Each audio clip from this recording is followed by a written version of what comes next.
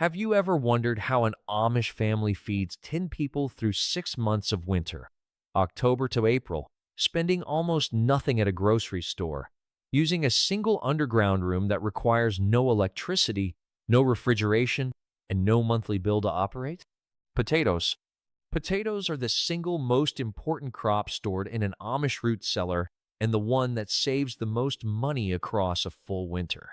A typical Amish household stores between 150 and 200 pounds of potatoes in the cellar after the autumn harvest. Potatoes require darkness. Exposure to light causes them to green and produce solanine, a compound that makes them bitter and mildly toxic. In the cellar, they are stored in wooden crates or burlap sacks, covered with a blanket or kept in a section of the cellar with no light penetration at all. At the correct temperature and humidity, they remain firm, starchy, and fully usable from October through February or March. 200 pounds of potatoes purchased at retail prices over that same period would cost a modern family well over $100. Carrots. Carrots stored in a root cellar outlast carrots stored in a refrigerator by months, not weeks. The method used by Amish families is simple and requires no purchased materials beyond the sand itself.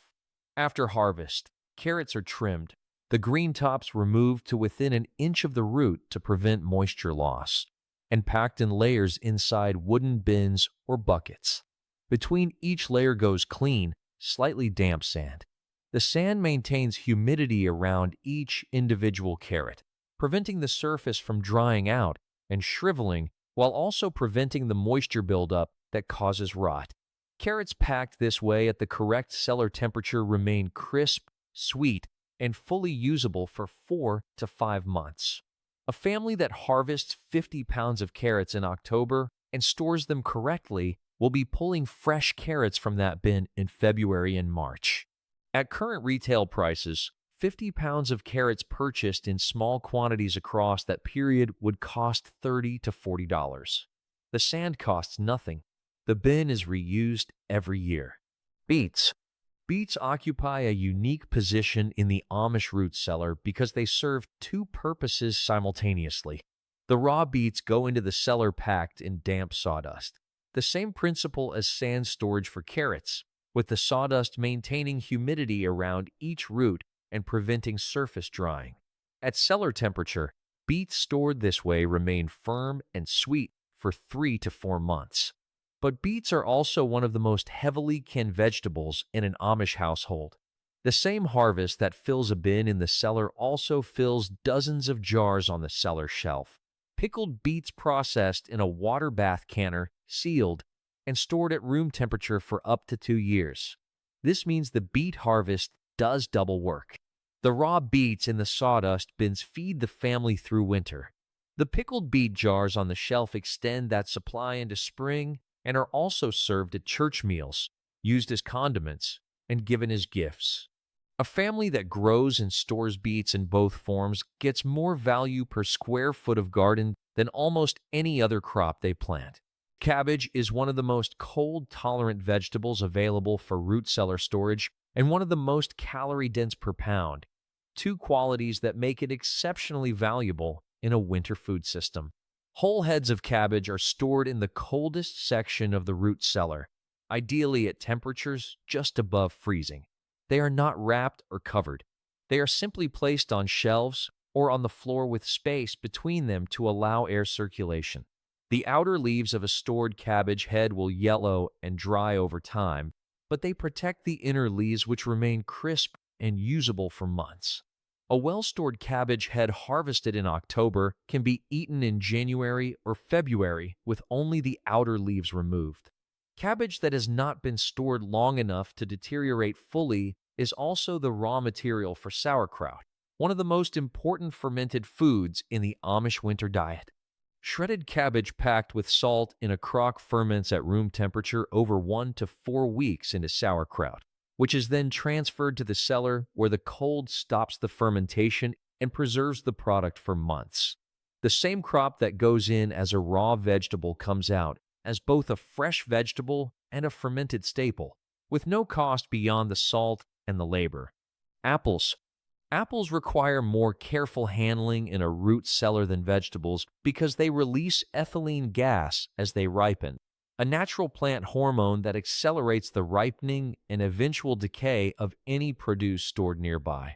An apple stored next to a carrot will cause that carrot to become bitter and tough faster than it would otherwise. The Amish solution is separation. Apples are stored in a dedicated section of the cellar, as far as possible from the vegetable bins, or in a separate cold storage space entirely. Each apple is wrapped individually in newspaper before being placed in a wooden crate. The newspaper slows the release of ethylene into the surrounding air and creates a small buffer of insulation around each fruit. If one apple begins to rot, and in any large stored batch some will, the newspaper contains the damage and prevents it from spreading immediately to neighboring fruit. Wrapped and separated, apples stored at cellar temperature remain usable from October harvest through December and in some cases into January or February, depending on the variety. Late-season apple varieties bred specifically for storage, such as certain russet and pippin types favored in Amish orchards, keep longer than early-season varieties. A family with a mature apple tree storing 2 or 3 bushels this way has a source of fresh fruit through the first months of winter at zero cost beyond the newspaper. Squash and pumpkins. Squash and pumpkins are among the easiest crops to store in a root cellar and among the most calorie-dense vegetables available for winter eating. Before going into storage, winter squash and pumpkins require a process called curing, a period of 1 to 2 weeks spent in a warm, dry location at approximately 27 to 30 degrees Celsius. Curing hardens the skin of the squash, healing any minor cuts or abrasions from harvest, and creating a protective barrier that dramatically extends storage life. An uncured squash stored immediately after harvest will begin to rot its surface wounds within weeks. A properly cured squash stored in the right conditions can last 4 to 6 months. After curing, squash and pumpkins are moved to the cellar and stacked directly on the floor or on low shelves, with space between them to allow air circulation. They prefer slightly warmer and drier conditions than root vegetables. The warmest, driest corner of the cellar is ideal. Butternut squash, acorn squash, Hubbard squash, and pumpkins all store reliably using this method. A family that grows 50 pounds of winter squash in the garden and cures it correctly has a source of dense, nutritious calories available through February or March. Squash purchased at retail prices across that same period, particularly the specialty varieties that hold their flavor best in storage, would represent $40 to $60 of grocery spending. Canned jars, the shelves that line the walls of an Amish root cellar, hold the second layer of the winter food system, the canned jars that feed the family when the raw vegetable bins begin to empty.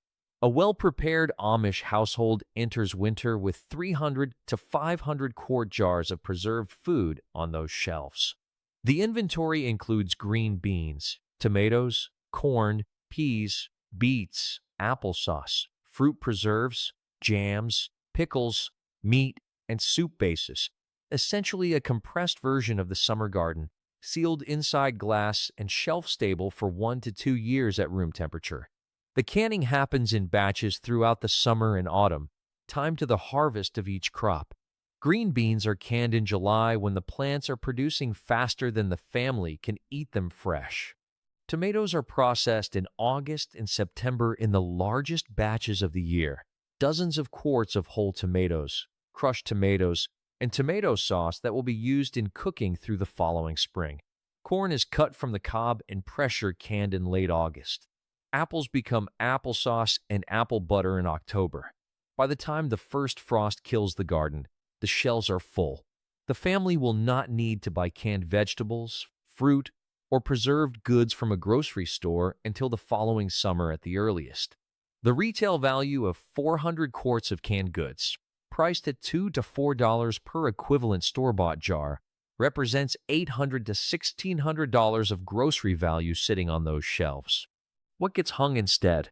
Not everything from the Amish garden goes into the root cellar. Onions and garlic are two of the most important storage crops in any traditional food system, and both of them require conditions that a root cellar cannot provide. The cellar is cool and humid. Onions and garlic need to be cool and dry. High humidity causes them to mold and rot within weeks. The Amish solution is to harvest onions and garlic in late summer. Cure them in a warm, dry location for 2 to 3 weeks until the outer skins are papery and dry, and then braid them or bundle them into mesh bags for hanging. They go in the barn, the shed, the pantry, or any cool, dry space with good air circulation. Braided and hung this way, onions store for 3 to 6 months and garlic for 6 months or longer.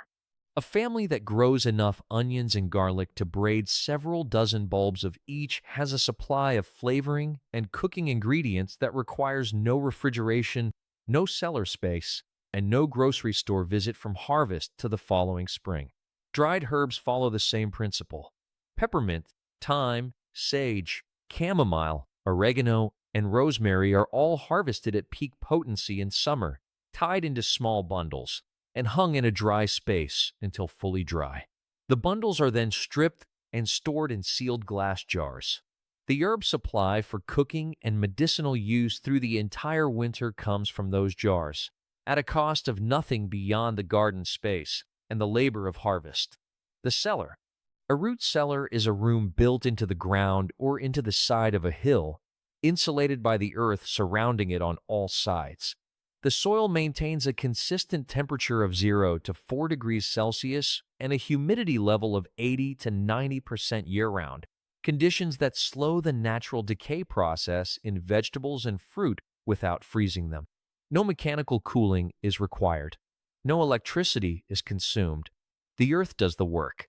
An Amish root cellar is typically located beneath the farmhouse or dug into a nearby hillside, accessible through a heavy insulated door that keeps the cold in and the warm air out.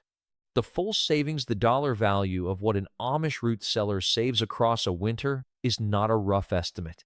It is a calculation that can be made category by category against current retail grocery prices.